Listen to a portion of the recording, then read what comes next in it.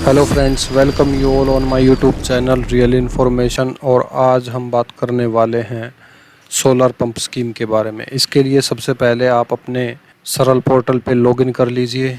सरल पोर्टल पे लॉगिन करने के बाद सर्विसेज में क्लिक कीजिए। व्यू ऑल सर्विसेज में आप सर्च बॉक्स में लिखेंगे सोलर लिखने के बाद सोलर से रिलेटेड जो स्कीम्स हैं वो आपके सामने आपको नजर आएंगी। इनमें से होम सिस्टम है। होम सिस्टम के लिए अलग से मैं वीडियो बना दूंगा। अभी हम बात कर लेते हैं सोलर वाटर पंपिंग स्कीम की, जो कि खेत में सोलर पंप सिस्टम लगाया जाता है उसके लिए ये एप्लीकेशन है। ये एप्लीकेशन फॉर्म आपके सामने ओपन हो गया है। इस एप्लीकेशन फॉर्म को आपने भरना है। इसमें सबसे ऊपर दिया हुआ है नेम ऑफ एप्लीकेंट, जो भी है आप सिंगल एक कैंडिडेट के नाम से, जिसके नाम पे खेत है उसके नाम से भी एप्लीकेशन आप डाल सकते हैं। तो इसमें जो फील्ड्स हैं वो हम 1 बाय 1 करके भर लेते हैं। कैंडिडेट का नाम, जेंडर, कैटेगरी, मोबाइल नंबर, आधार नंबर। इसमें आधार नंबर जो कैंडिडेट का है वो मोबाइल से कनेक्टेड होना चाहिए। इसमें आधार वाले मोबाइल नंबर पे ओटीपी आता है, वो आपने वेरीफाई कराना होगा। आधार नंबर हमने डाल दिया। उसके बाद इसमें फादर नेम, एड्रेस, डिस्ट्रिक्ट था, इस पे एग्री करेंगे आप। उसके बाद फादर नेम डाला, address, district, area, municipal block या municipal, village, sector, pin code and post office. ये सारे कॉलम्स आपने 1 बाय 1 करके इसमें अपनी लोकेशन के अकॉर्डिंग भरने हैं। जहाँ पर कैंडिडेट का आधार का एड्रेस है वहाँ के आपने फिलअप करने हैं। कैंडिडेट की पर्सनल डिटेल के बाद आपने एडिशनल डिटेल्स फिलअप करनी है। इसमें सबसे ऊपर दिया हुआ पर्पज उद्देश्य है, किस उद्देश्य से आप लगाना चाह रहे हैं।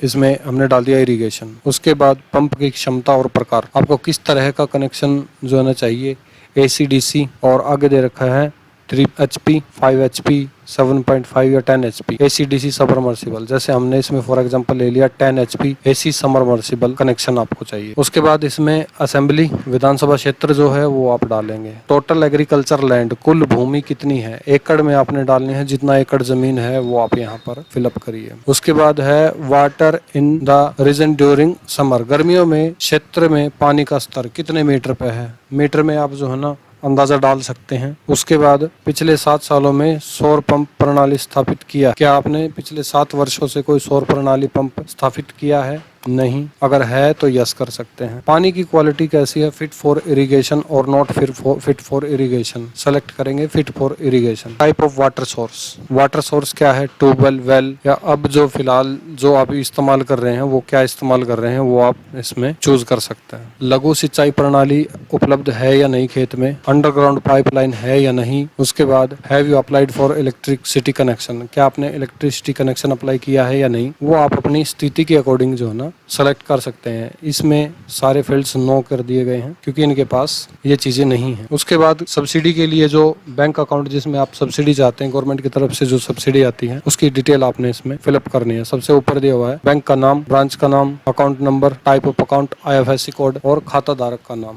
ये सारी चीजें आपने according to the candidates detail आपने फिलअप करनी है। ये डिटेल्स फिलअप होने के बाद आपने टोकन नंबर और डेट जो है ना मेंशन करके जैसे सबमिट पे क्लिक करेंगे, आधार रजिस्टर्ड मोबाइल नंबर पे OTP जाएगा। तो जो आधार रजिस्टर्ड नंबर है वो आपके पास होना चाहिए क्योंकि इसका टाइमिंग कम होता है। और आपने जैसे ही OTP आता है OTP डालना है। OTP डाल के वैलिडेट कर देना। वैलिडेट करते ही ये देखिए आधार वेरीफाइड का मैसेज आ गया। आधार वेरीफाई हो चुका है और आपका फॉर्म भी सबमिट हो चुका है। जैसे ही फॉर्म सबमिट होता है उसके बाद आपके सामने पूरी की पूरी डिटेल्स जो है ना कैंडिडेट की शो करता है। अगर इसमें फिलहाल कोई गलती है तो आप इसको बैक करके एडिट करके ठीक कर सकते हैं। दोबारा से आप इसको अच्छे से चेक कर सकते हैं। पहले देखिए हमने अच्छे से चेक कर लिया। उसके बाद अटैच एनेक्सर्स, इसके अंदर एनेक्सर्स हैं। एनेक्सर्स की डिटेल मैंने आप डिस्क्रिप्शन बॉक्स में दे दिया, वहां से चेक कर सकते हैं क्या क्या डॉक्यूमेंट्स इसमें लगने हैं। इसमें सिर्फ 2 ही डॉक्यूमेंट इंपॉर्टेंट है, एक तो आधार कार्ड और दूसरा है details of agriculture land. Details of agriculture land में आप जमीन का इंतकाल अपलोड कर सकते हैं और आधार कार्ड में जिस कैंडिडेट के नाम से आपने एप्लीकेशन फिलअप किया है उसका आधार कार्ड अपलोड कर सकते हैं। जैसे ही ये दोनों चीजें अपलोड हो जाएगी आपके सामने दोबारा से ये पेज ओपन होकर आ जाएगा। इसको आप चेक कर सकते हैं। जो आपने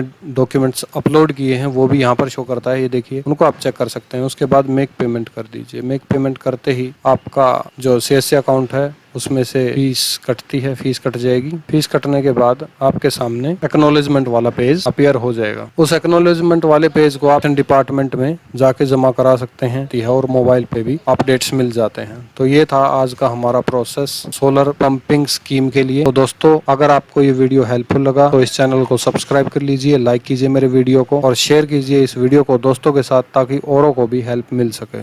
थैंक यू।